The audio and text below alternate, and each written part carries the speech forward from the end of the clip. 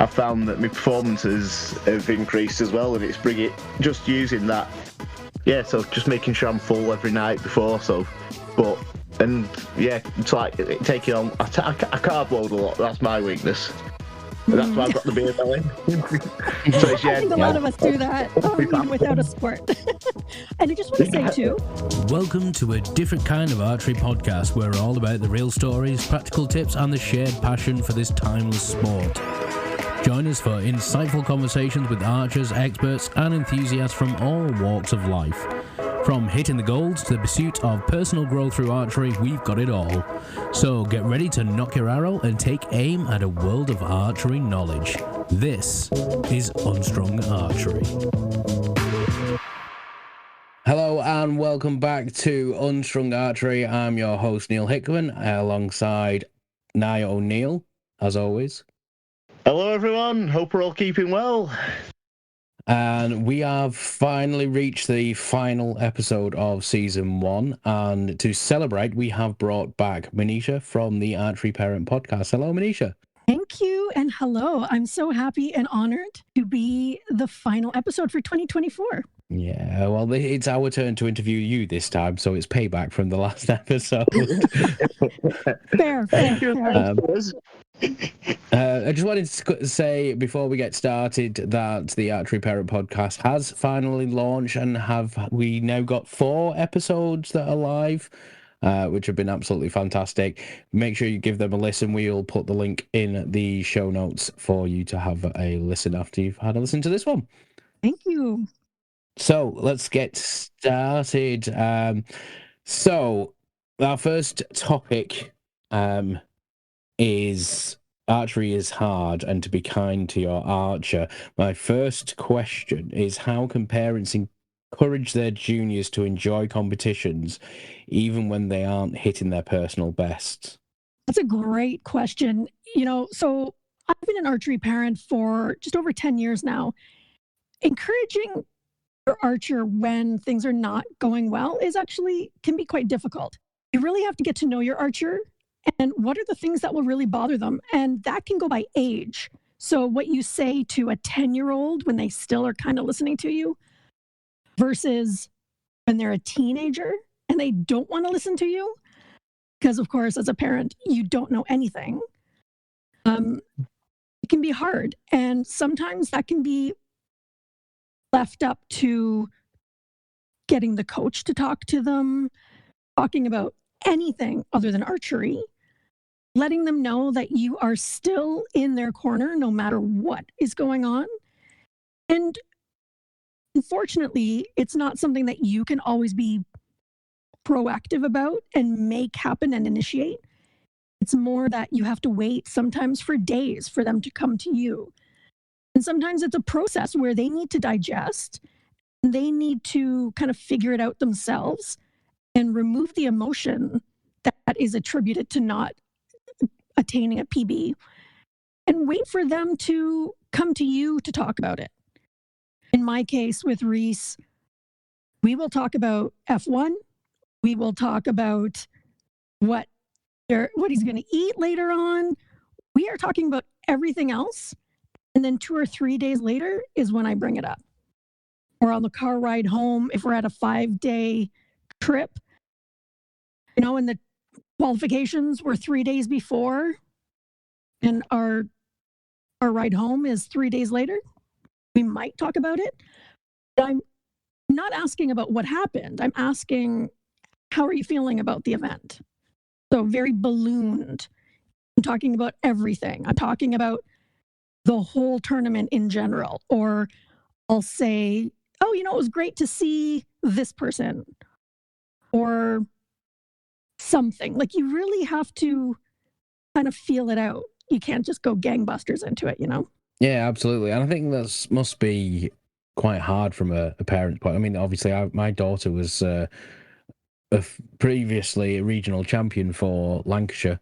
And I think the best thing that I did at that point was go to the other end of the field and be a judge on the opposite end of the field, staying completely away from her and whatnot, and just letting her coach deal with her, because I'm kind of one of those parents that will push sometimes a little too hard, and not having somebody there to actually, tell me to take a step back is sometimes difficult.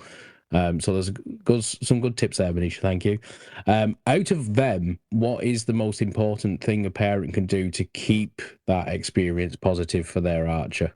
My answer is not going to be liked, but put the binoculars down. When parents are peering through their binoculars like it's an appendage glued to their face, and when their archer looks back from the line, so quite often an archer will be shooting, they'll shoot the arrow, they'll know it lands, they'll check in their scope, and then they turn back to look behind the shooting line to see what their parent's face is.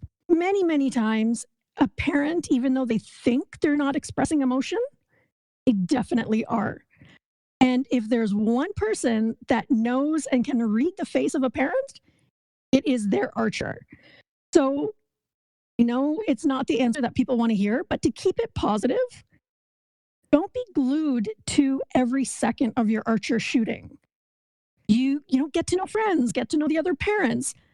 Let them know that they're there. Don't make them rely on you for anything.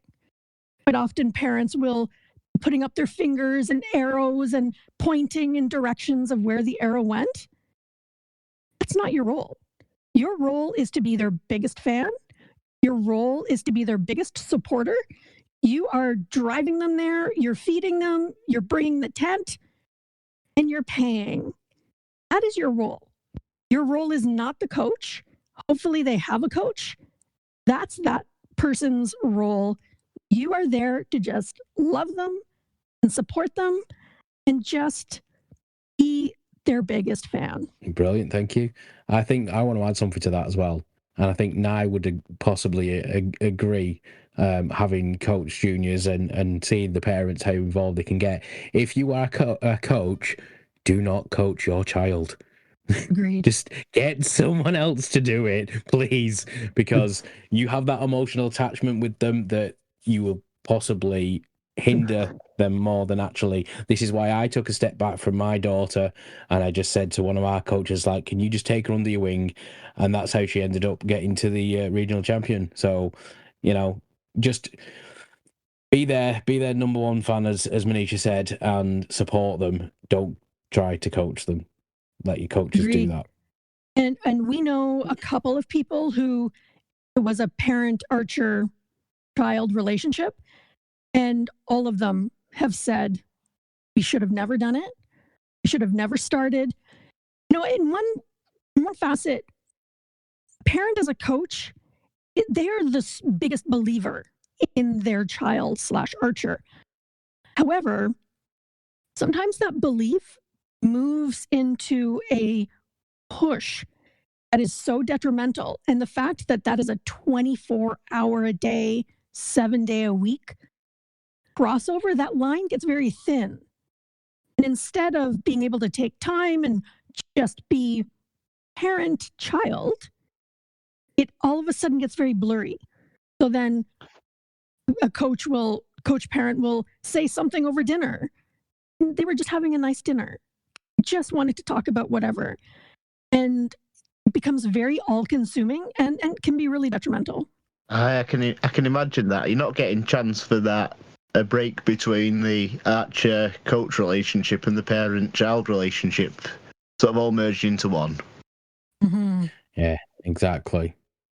And that can cause issues beyond the range as well. You fall out on the range and then you start having arguments at home, and you start making them not want to come with you, and it can cause a slew of problems. So better to take that step back. Oh yeah, so I think one that's something that I've had a bit of experience with through some of my archers who've recently shot up.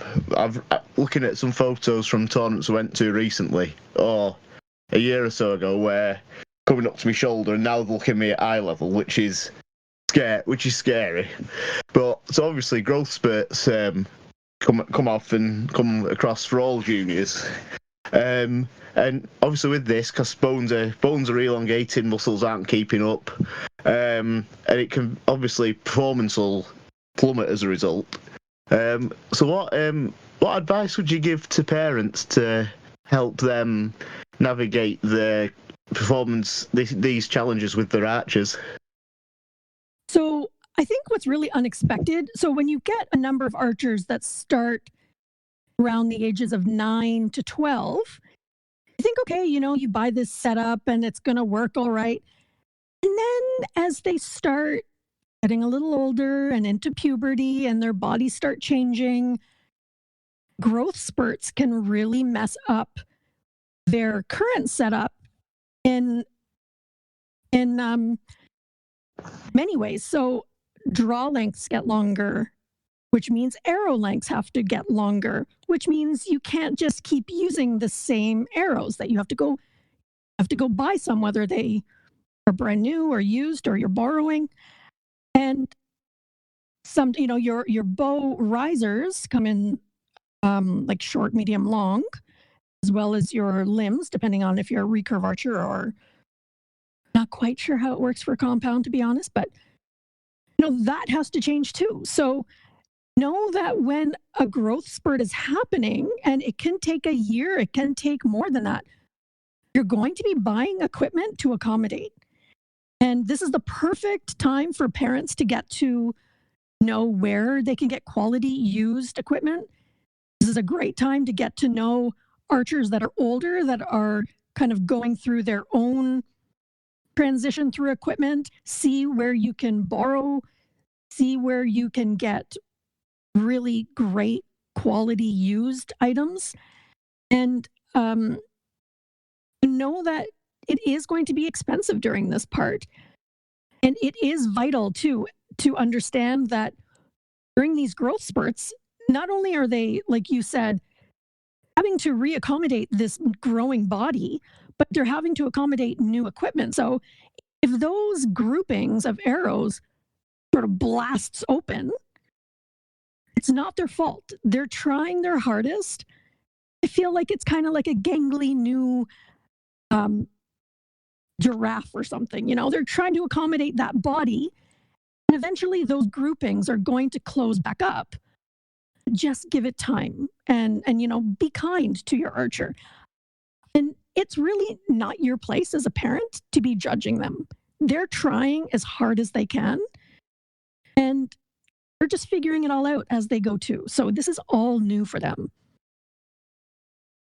I like what you say there about them trying, about the fact that they're trying. Cause one of my lads is going through a growth spurt at the moment, and I just say to him that as long as at the end of the session, every session he has with me when I'm coaching him, that as long as he can look me in the eye and say, "Yeah, I tried my hardest today." Now I said, "Look, that's all I can ask of you, is that you've given me everything that you've got in that session." Right. And yeah. And there's a couple of things there that I think Neil might want to ask you about in a little bit, Manisha. But one other thing that on kids and growing and things that's got me interested was in one of your episodes. I think it was episode 3 of the Archery Parent Podcast, where you mentioned about how you noticed archers weren't fueling themselves through competitions, and how you helped Reece sort of keeping energy levels up through the day. And I was wondering, how is it you managed to strike that balance between making sure, like saying, look, your scores are dropping, you need to take on some food, take on some fluids, but without also being overprotective mum as well. So I was wondering how you strike that balance. The definition of, and in quotation marks, overprotective mom or overbearing, that's not for me to decide. That's for Reece to decide if I was overbearing or not at the time. So, as they're growing, needs like caloric needs, intake, that all changes as well. So, it's very common for archers, because they have a long day of training and what other activities they have, they are needing more food. So make sure that they're foods that they, first of all, enjoy, because if they're not enjoying the food, if you're saying you have to eat this, it's good for you, that's not going to work. That's not going to help them in any way, because if they don't like it, they're not going to eat it. And so in our case, the story that you are referring to in episode 3 is that Reece would not always drink for the first half of a 720. And I would notice that, around end 5, his scores would drop a little bit. In 6, they would drop a little bit more. So I would make sure that I actually would add some electrolytes, including making sure that there are carbs in there, as long as the potassium. Some of the electrolytes have really low levels of carbs, but ensuring that he's intaking and replenishing, especially on very hot days, replenishing those fluids that he's losing and making sure he's eating. And that's another place that carbs will come in, making sure he's replenishing those salts, all of the things that he's losing, and really increasing what he has available as energy. And I come from triathlon, so I had to be on top of that for sport. And I know you are part of triathlon too. You get to know what your body needs. And from endurance sports, when Reece was becoming more active in archery, I realized archery is an endurance sport as well. And people for the longest time did not agree with me because, I don't know what the reasons were, but if you look at the definition of endurance sport, archery does fall into that. So I took my knowledge from triathlon and put it to him, and it worked. So electrolytes, making sure he's eating regularly during a tournament, and really fueling well before the tournament, even a couple days, making sure he's having electrolytes and upping his caloric intake and fuel before the actual tournament even. And that really helped. Back to the overbearing part, I was explaining this to him so he would understand, and being able to show him his scorecard over and over and over again gave me actually more credibility, because I'm showing him what I'm seeing. He's just trying to muscle through these ends. I can say, listen, when you drank that, had a drink and had a moment and you ate something, look at your scores going back up. So I actually had backup. It wasn't just me saying, you need to do this. It was me and him engaging in a conversation together for a positive outcome.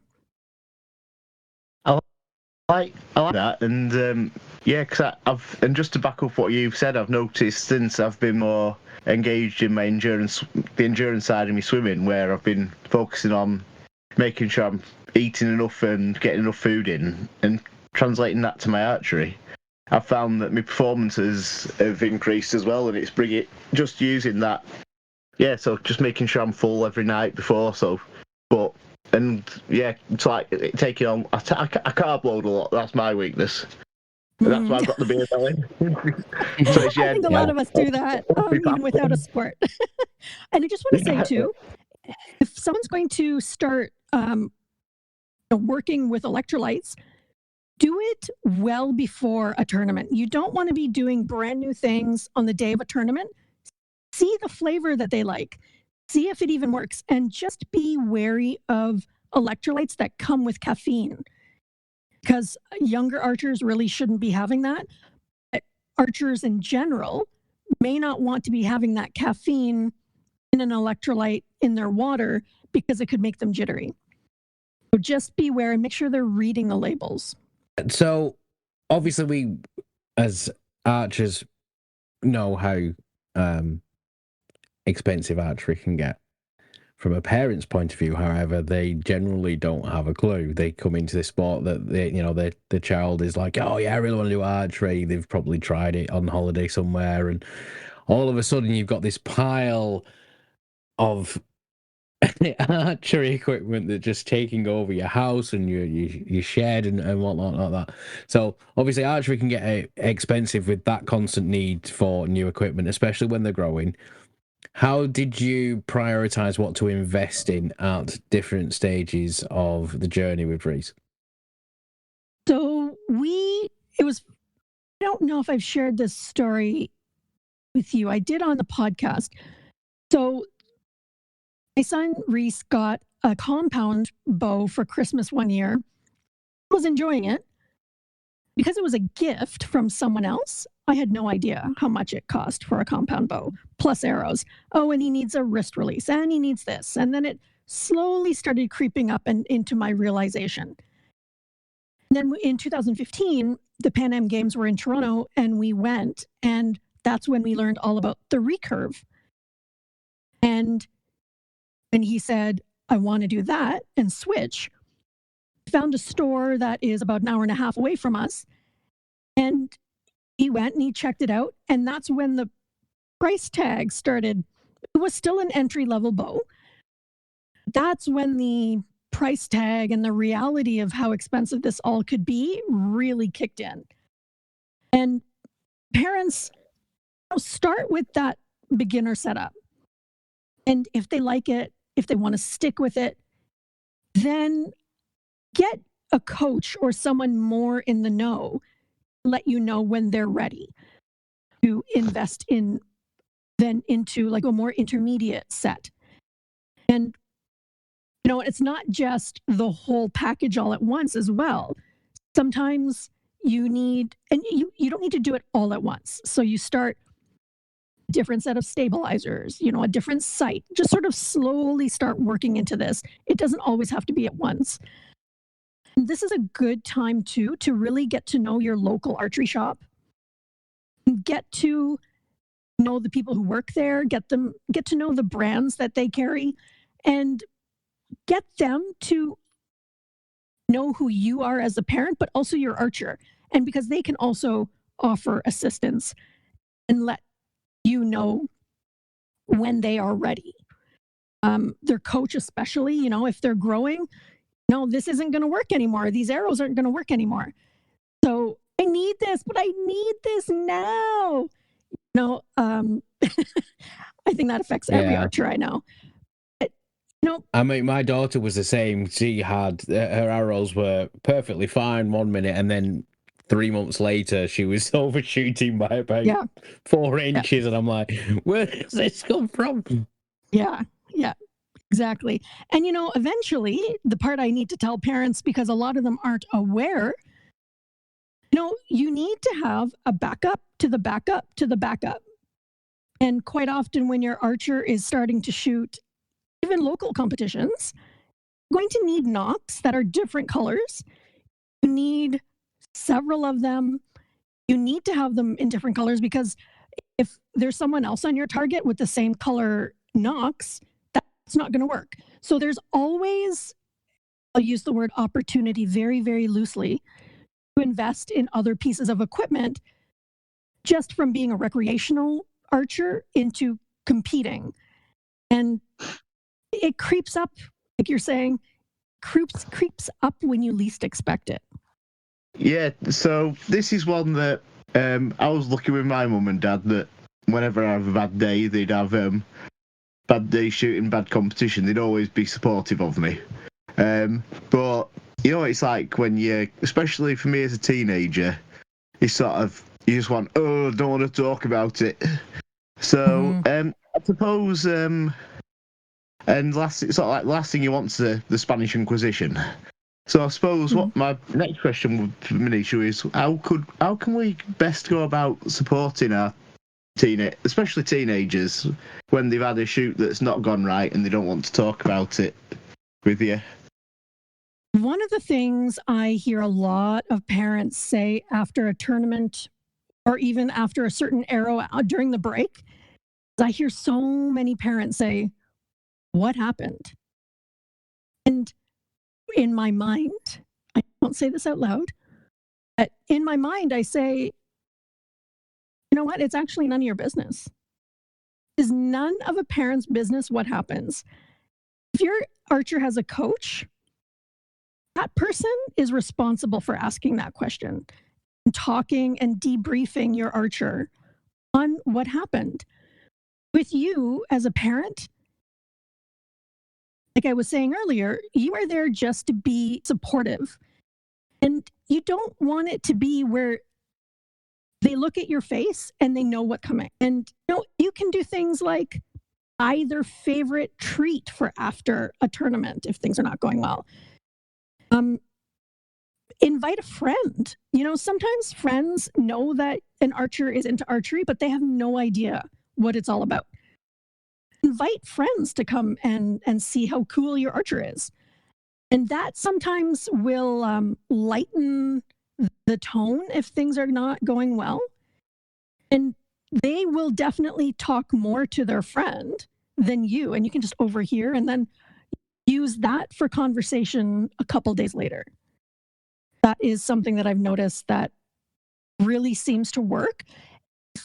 If your archer is in a partnership with a partner, if that person understands competition too, it's a really great opportunity for your archer to still speak with someone and get out the emotions that they need to talk about that they don't want to talk about with you. So in my case, Reece and Alyssa have been together for 6 years. Alyssa actually comes from archery and is still an archer, but she represented Canada at the World Archery Youth Championships in Argentina back in 2018, I think. And her experience as an archer really go to what Reece is feeling because he's now doing international competitions. She and the two of them have such a great relationship, able to talk on the same level that I have no idea about. So encouraging your archer to talk to their friends about it and hopefully be in a place that is non-judgmental can be really, really powerful for them.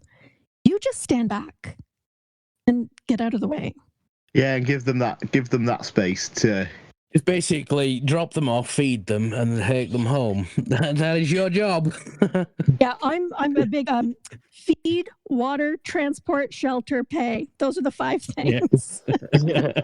Oh, especially the feed part because I know with my mum, my mum still looks after me when I'm home. She makes a really good pasta dish. Let's talk about pushing your arch before they're ready.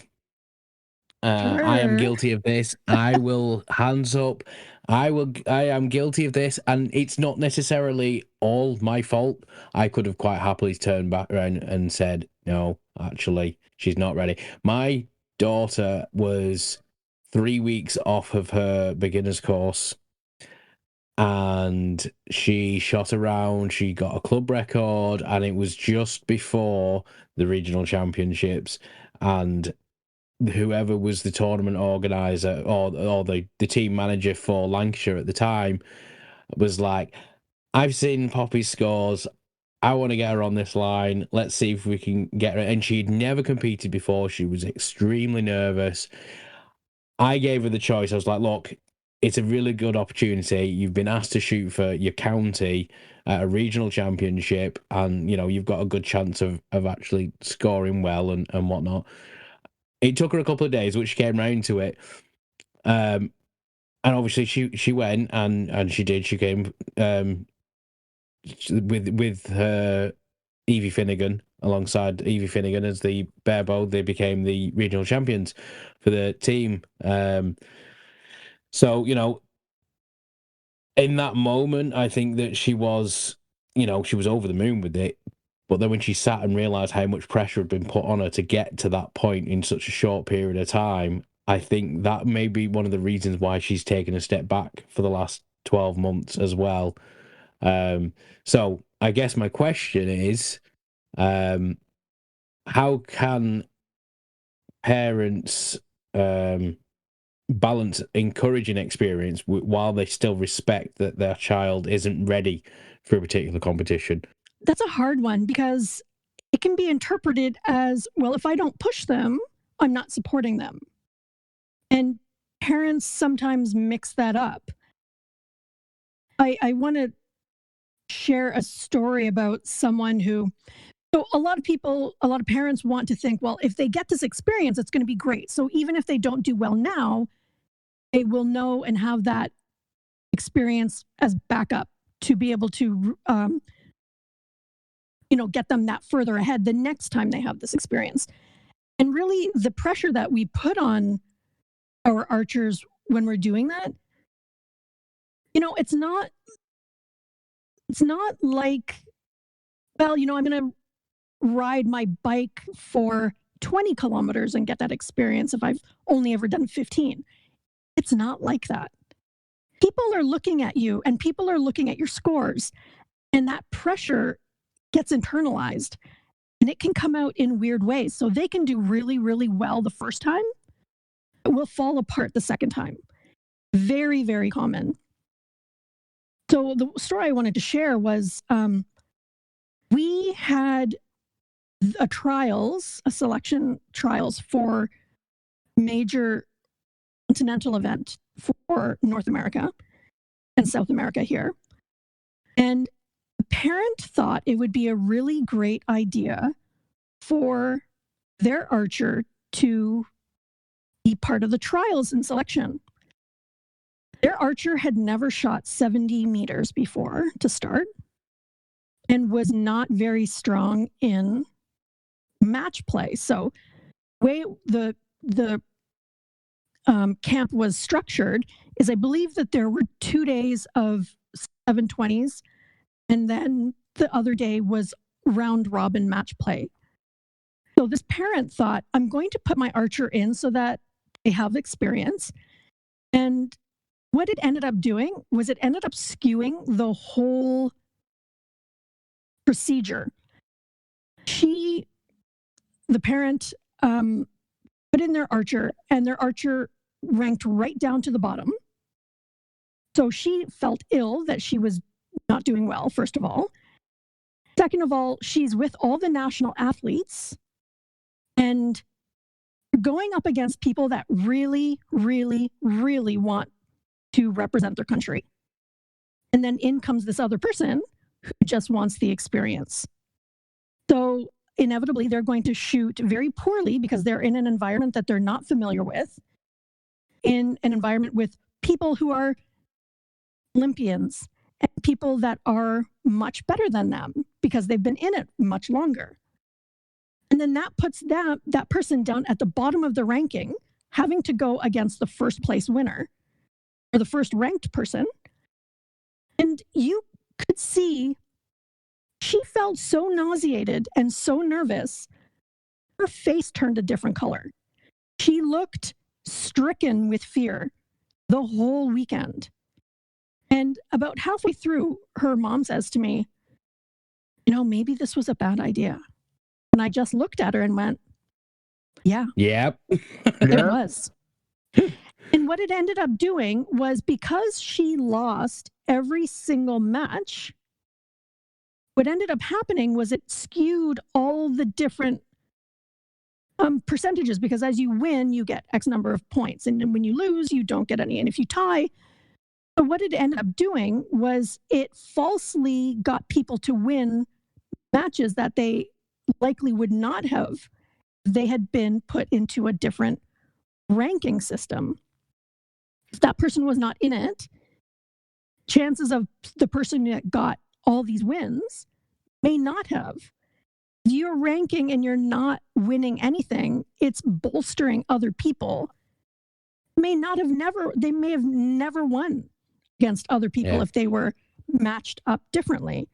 I hope I described that properly, but that archer took a break of several months.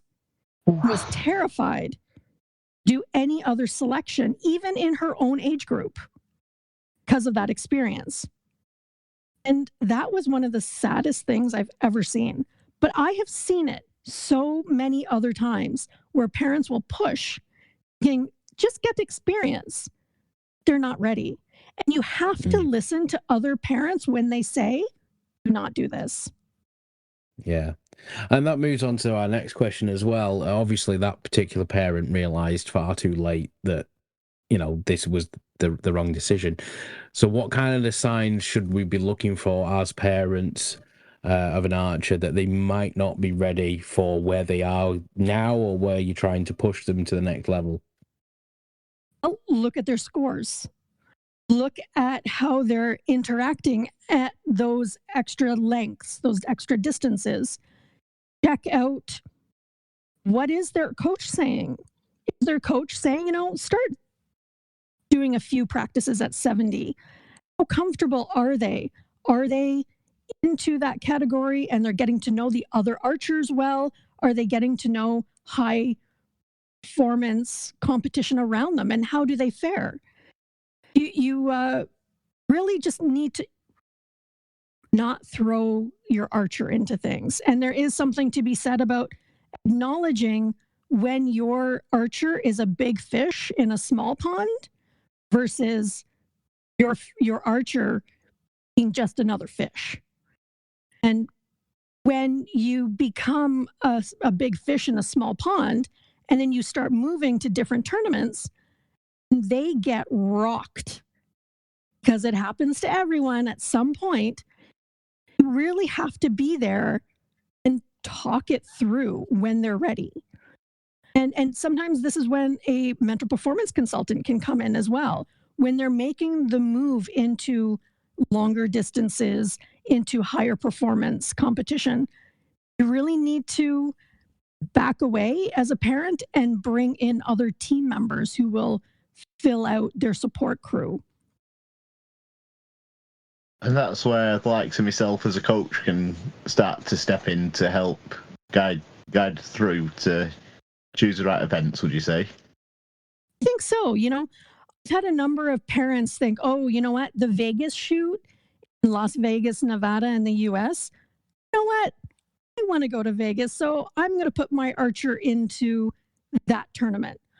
Well, you know what? That tournament has 5,000 archers and almost an equal number of spectators.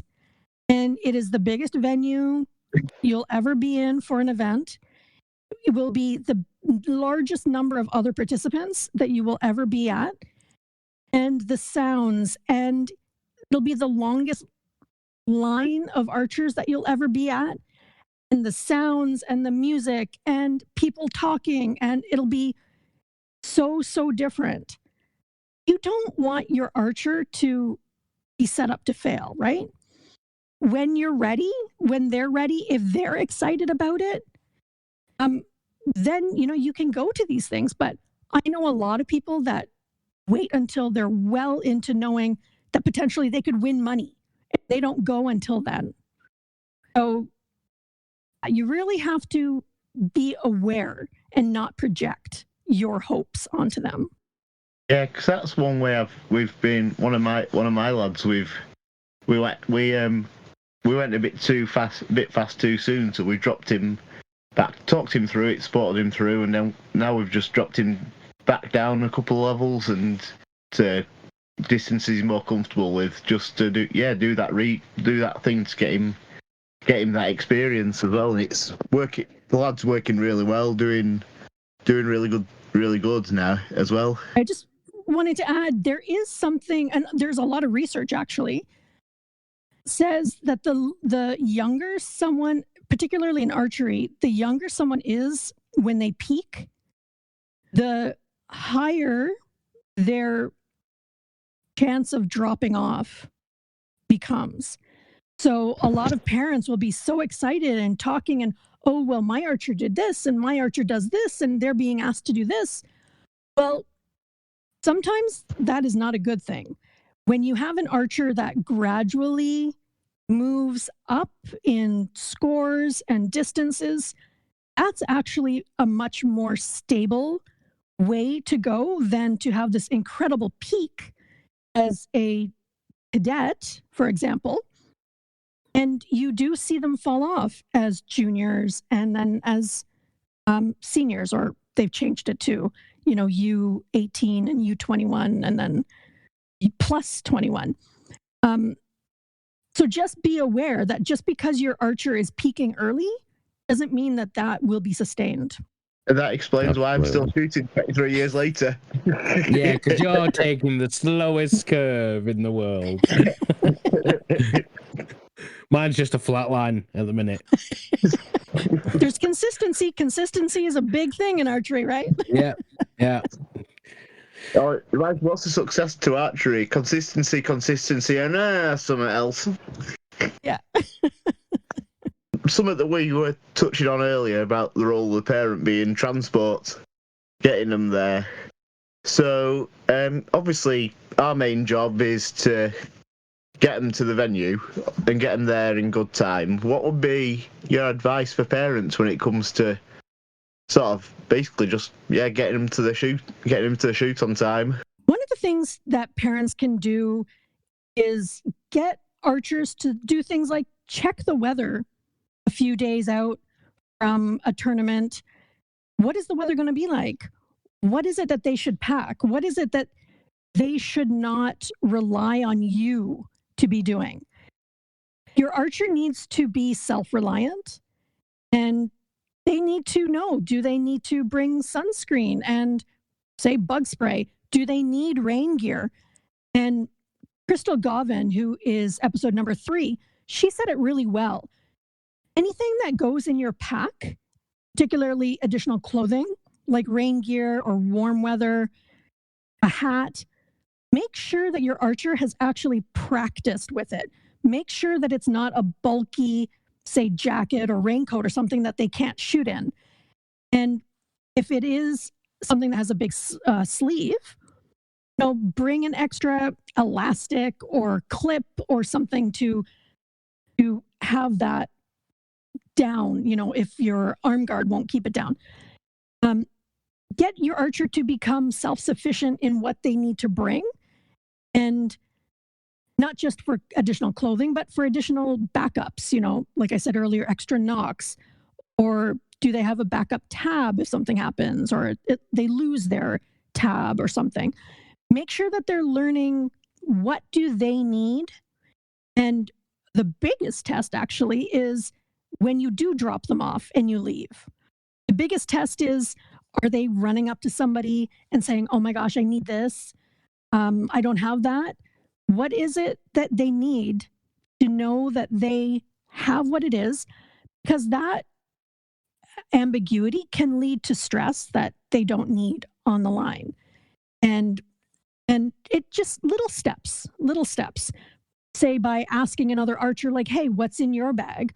Or asking the club and the coaches to do a little pre-tournament rundown.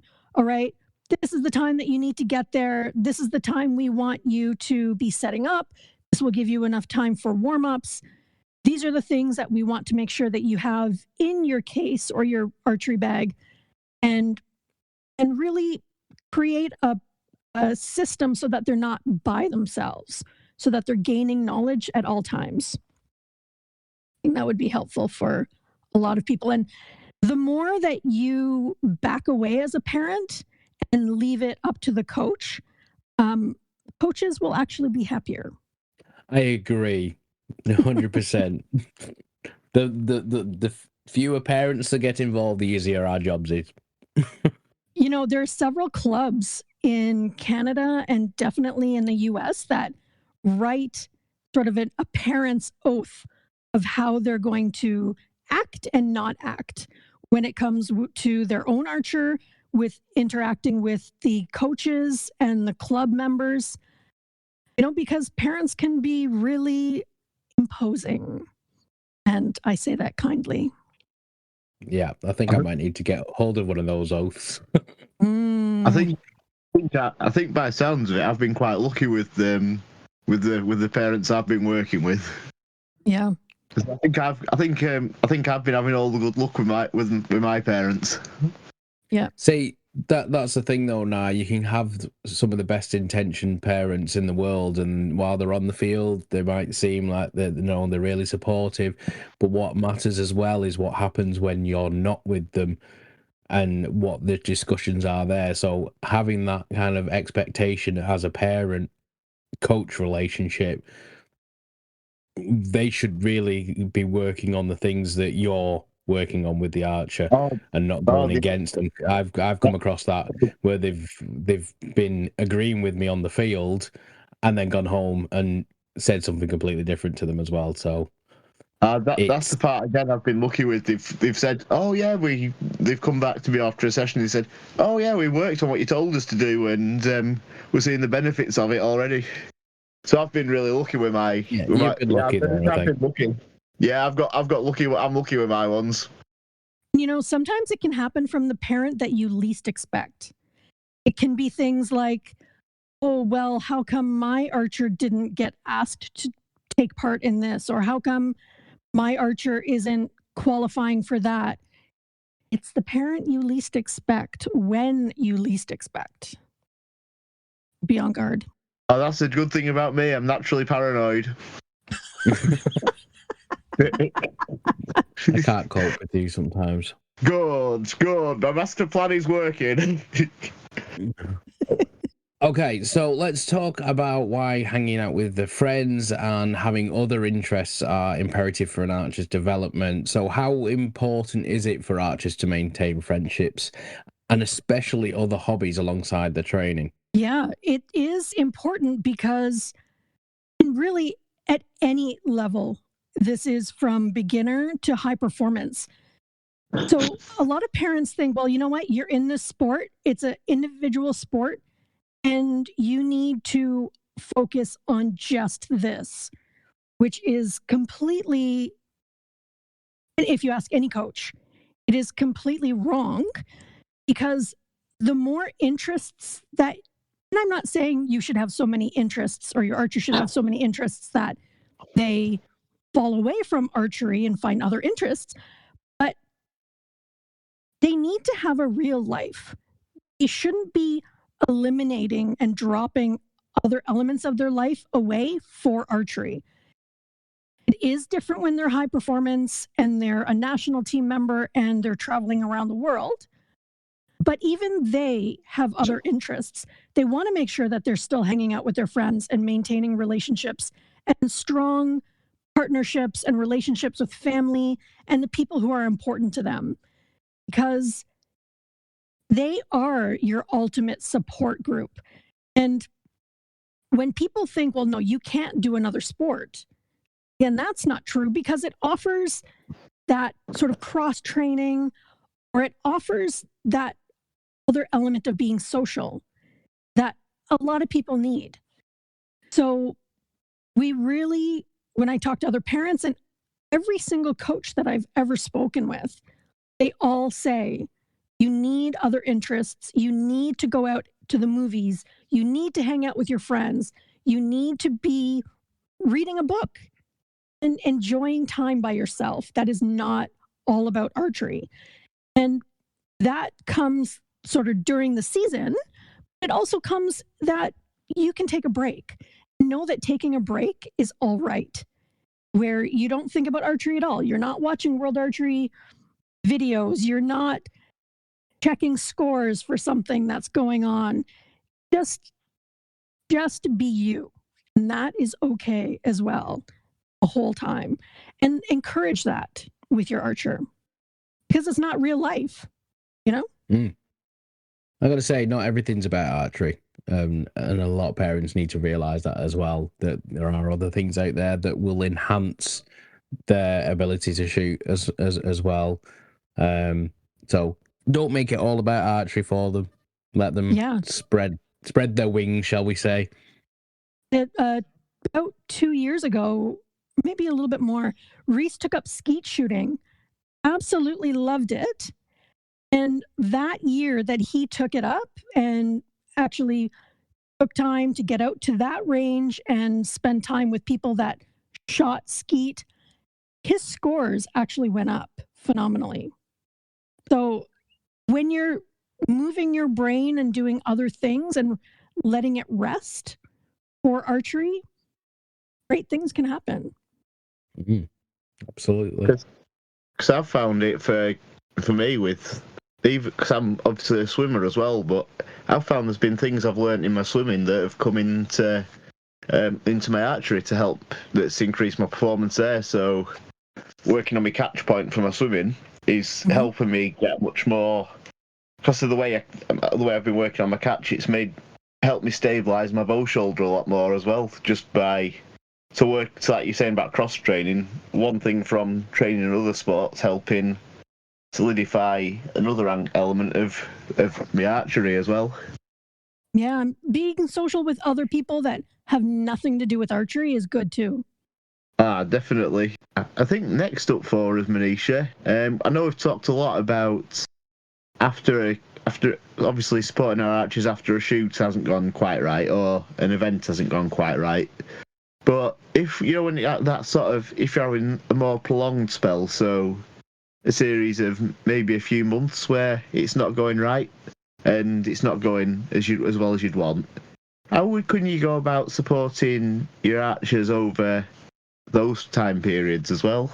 These are times that the phrase "one arrow at a time" can come in, and that is a phrase that for any time in archery, but taking it just one arrow at a time when things are not going well, and just putting your concentration into that arrow and then forgetting about it, and then focusing on just the next arrow and forgetting about whatever happened before, whatever you're feeling, whatever you're thinking, both for the parent and the archer. So, when that's not going well, you can sit down with your archer and say, are you having fun? Are you enjoying this? Do you want to take a break? Do you not want to compete? Do you just want to take lessons? Do you not even want to take lessons? Do you just want to have a membership so that you can go shoot? And sharing with your archer that it's okay to do that. And if people are asking, well, hey, are you competing, or what's going on? Or teach them how to respond to that. Give them some comebacks, because you don't want to just put your archer out there and someone say, hey, how come I didn't see you at whatever tournament? You can either ask them, what do they feel like they want to answer? How to answer that best so that they feel like they're not lying, that they're still true to themselves. Like, would it be, well, you know what? I'm just stepping back a little bit. And if someone is truly a lover of archery, they will totally understand that. I just need to step back a little bit. I'm reevaluating things. I didn't want to compete. And just being straight up by saying, it's just not for me right now. And for people that don't understand, how can you not love archery? How can you just not keep pushing? It can be a real learning process for that other person, but it can be a real teachable moment that your archer is giving them, that it's okay not to push all the time. And sometimes this requires it to be a whole family meeting, because archery becomes a family event. You suddenly stop having family vacations, but you integrate your family vacation into another archery tournament. And life is all about archery for the whole family. So sometimes stepping back becomes a family stepping back. And what are you going to say? How are you going to support each other in those times? Because inevitably, a whole social network is being stepped back from. And I remember when Reece first started driving, the closest regional club is about an hour and a half. So all of a sudden he started driving and I wasn't going with him. And a whole segment of my social group fell away. So that was really awkward for me, because I don't want to keep, being, there's Reece's mom, there she is again.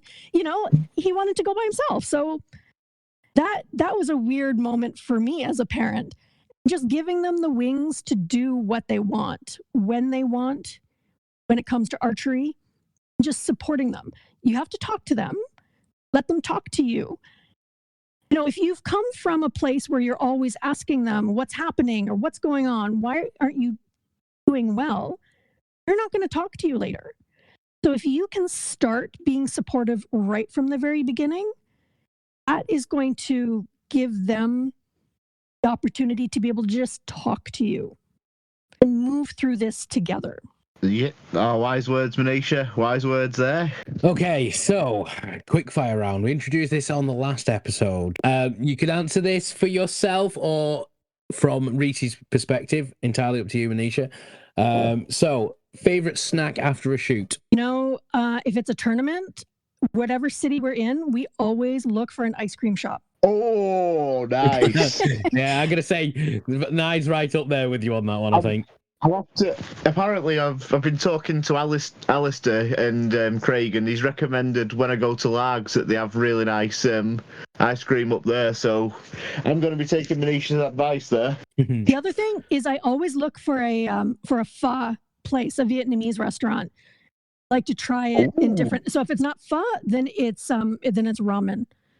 So that is especially on those cold days that you've been sitting outside under a tent and the wind is howling and you've got 50 layers on, a great bowl of noodles and then maybe followed up by ice cream still. Yeah. That's a go-to. Got that ice cream. Temperature regulation. Yeah. Okay, so one thing you never leave home with out on competition day. My folding wagon, because every field is so far away from the parking lot. A wagon is something I encourage every first-time parent at a tournament. I tell them they have to get a wagon. Coolest thing about being an archery parent. Yeah, I think my son is the coolest. My son. I'm very, very biased. I'm totally okay to say that. Coolest thing about being an archery parent is that it is a sport that hardly anybody knows about. It is super obscure. And every time I tell someone that that's what my son does, everyone is like, oh my gosh, that is so cool. So yeah. I have a t-shirt that I made, and I made it for a bunch of parents. And it says, Archery Parent, noun, like this is I can't even tell jokes like this. Archery mom, like other moms, but cooler. Valid. All right. If your bow could talk, what would it say about you? Also, if this is probably from Reece's perspective on this one. What would it say? Reece's bow, and he's had many. So the current, he has, because he's the national team, he has 2 bows that he must travel with. Oh, and for parents that don't know, if your archer is going to do international, you really do need 2 bows, which means 2 of everything. So it gets even more expensive. What would Reece's bow say? It would say, hey, just hang in there. Just keep going. Just hang in there. We'll come. Indoors or outdoors? Outdoors, for sure. Yes. I don't know, poor indoors. I feel sorry for indoors. Nobody likes indoors. I like indoors. Yeah, but you're weird.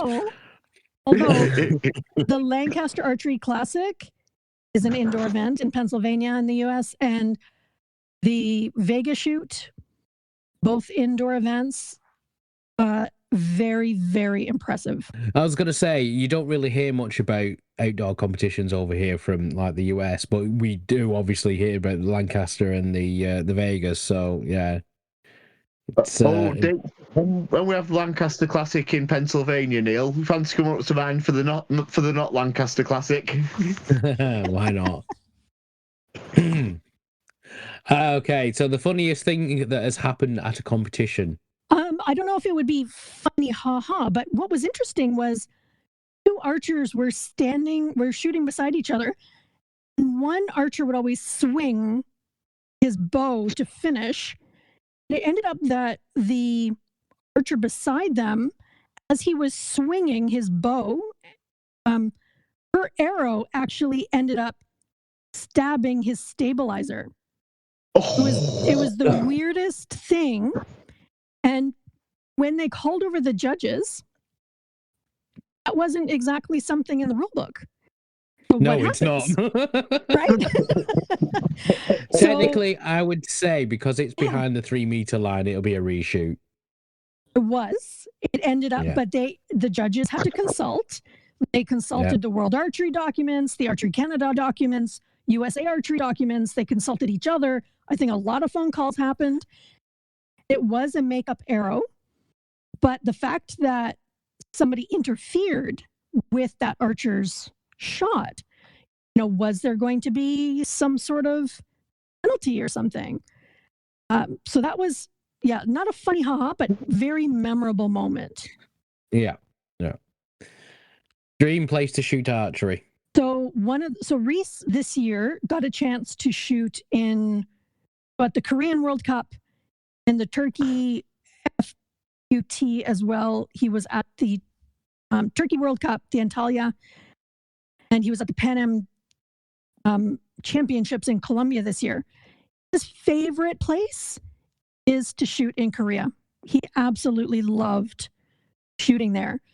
To ask what the dream would be, I think for him, it would be to qualify for the World Cup finals, to shoot at the Olympics. Those would be his dreams. Nice. A good ambition to have as well.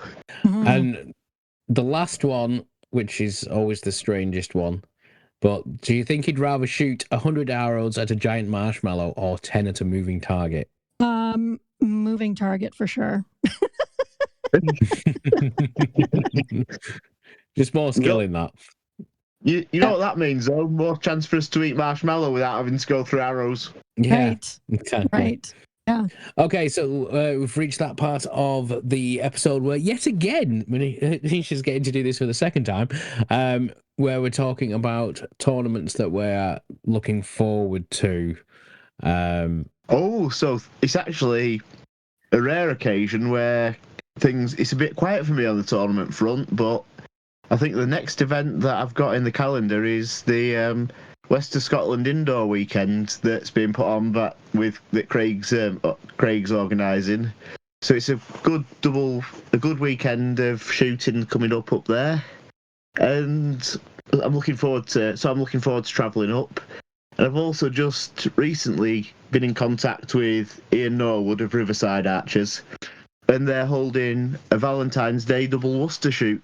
So he's asked me to let people know about that. I'm going to see if I'm going to that or not. Depends on how much trouble I'll be in. But yeah, they're the two one event that I'm looking forward to, and one that's looks a really good shoot to go to as well. Indeed, I am still very much looking forward to the outcome of the Unstrung Archery Postal League as well. We've finally got through our first month.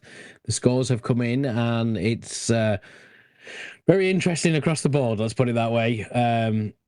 So yeah, I'm very much looking forward to seeing that come to fruition at the end of that. So keep those scores coming in, everyone. So we will be attending the Lancaster Classic at the end of January, which for myself and Reece, it's our thing. And I drive up together. We spend 7-ish hours in the car together. We get to talk. We get to laugh. We get to listen to music together. So not only is it such a brilliant event, they are some of the best organizers for a classic or for an event, indoor tournament. It is such a great environment. One of my favorites for sure. We will be at the Vegas tournament at the beginning of March as well. I'm really looking forward to that.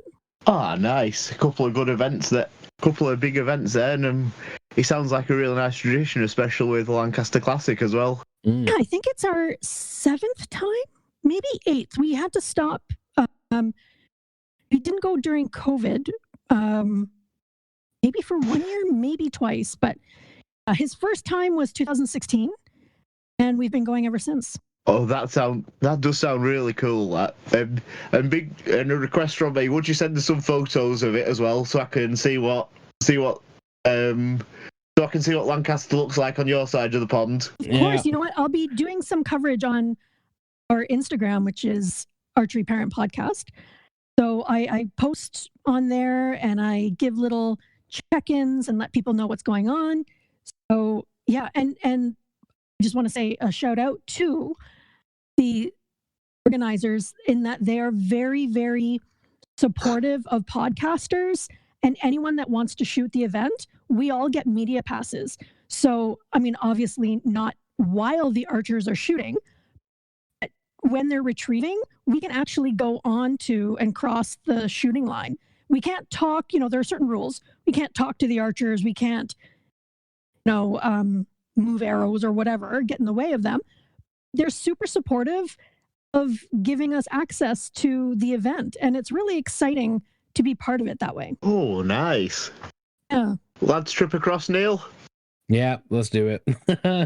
Yeah, for sure. Okay, so moving on to our anything that we've recently enjoyed. What's our most recent favourite competition? I'm sitting this one out this time because, again, I've not been to anything recently. Anybody got anything? Yeah, we had...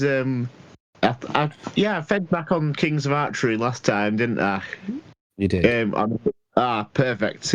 Yeah, but another event that we've had recently at Morecambe Bay Archers has been the Borders Trophy, which is our little derby match with our friends from Lonsdale Archers, from our next door neighbours archery wise, and we have a handicap shoot twice a year, and we had that, welcomed a few people over, and yeah, we had a good night, and fortunately we won.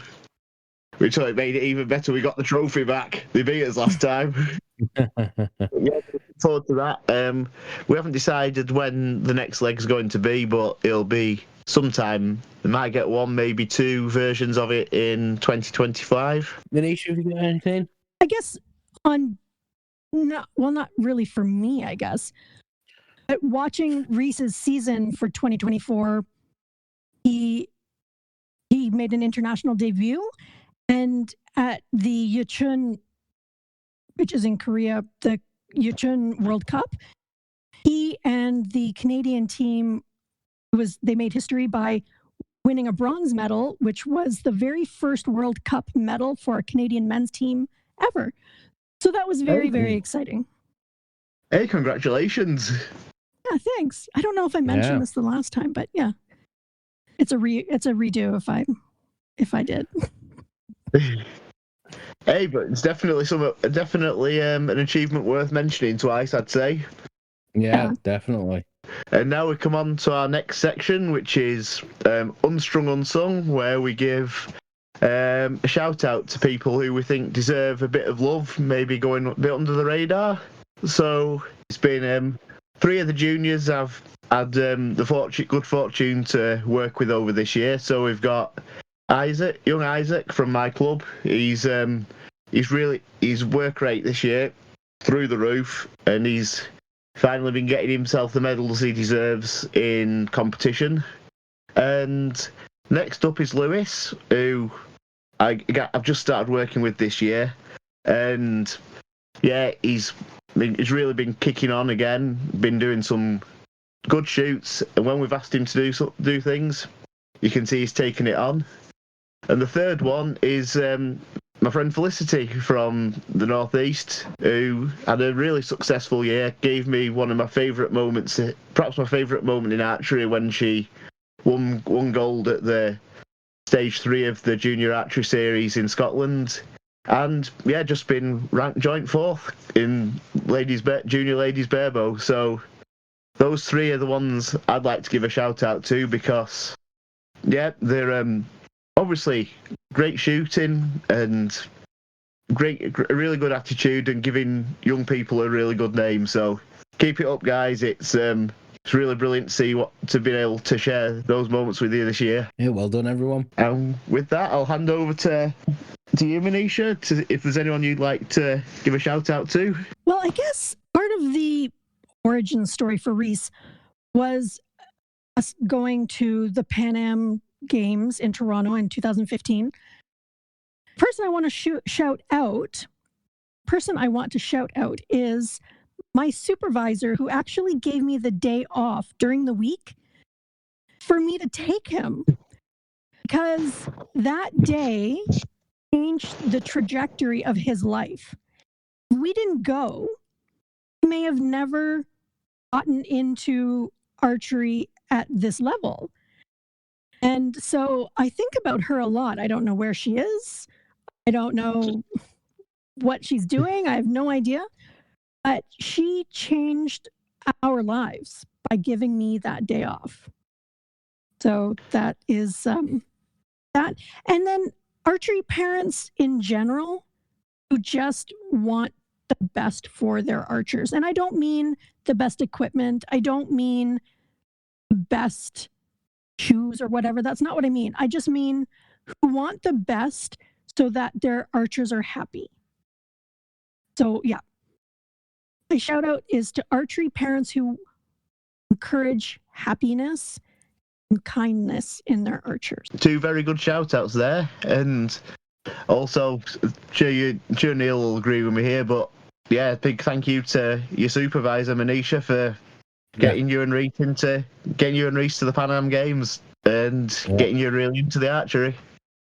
Yeah, and Definitely. Here we are. Yeah. Never did I ever think that I would have a podcast about archery, being an archery parent. That was never ever something I ever thought would ever happen. Oh, and that was it. It was a feature that I've liked listening to on the Archery Parent Podcast, Manisha, where you finish off with a joke. So, with your permission, I'd like to adopt that for this episode. And actually, would you like to explain the jokes that how you finish off, Manisha? So I will say, just as a caveat, these jokes aren't good. A, and B, you don't have to laugh. I guess maybe C, there are dad jokes, and then there are Archery Parent Podcast jokes.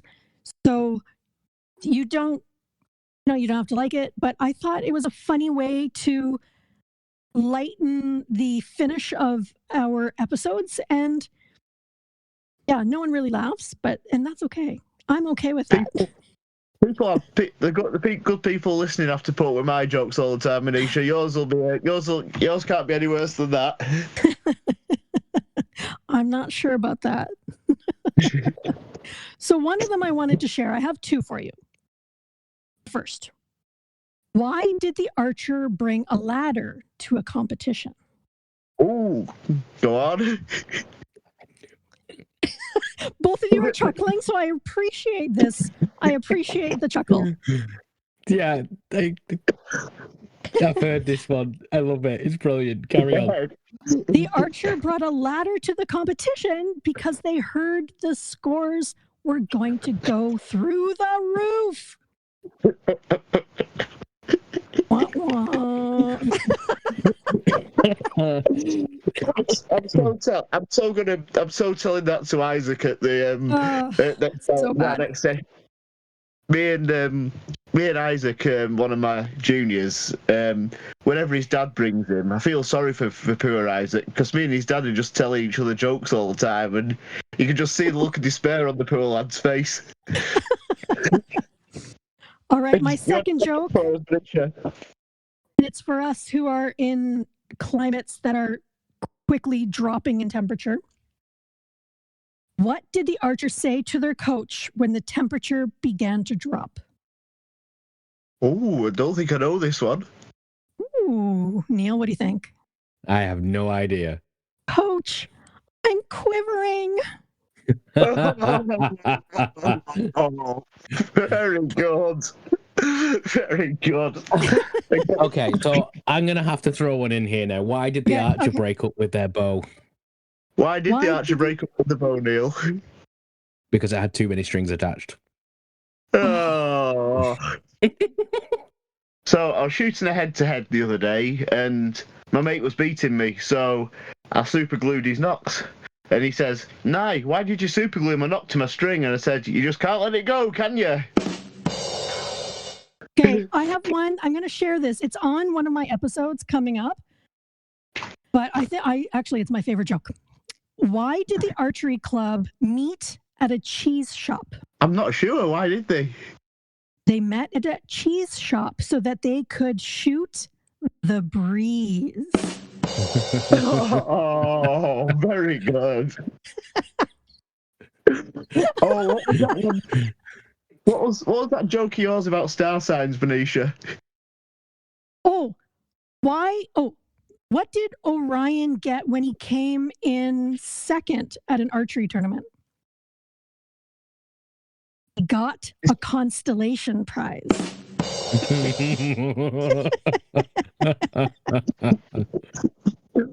Thank you. I am here all week. This is just another reason, guys, why we need to tune into the Archery Parent Podcast with Manisha. Exactly. Thank you so much. Parents and coaches and archers, they can find us and listen to us at archeryparentpodcast.ca.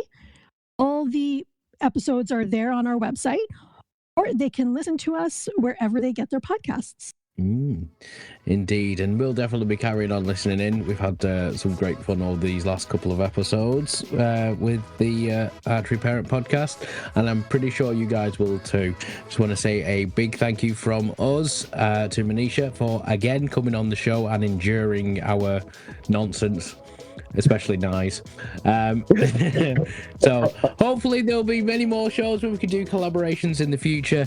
But until then, on behalf of Nye and myself, I'd just like to say a Merry Christmas and a Happy New Year to all our listeners. And thank you for tuning in, and we'll see you in the next one.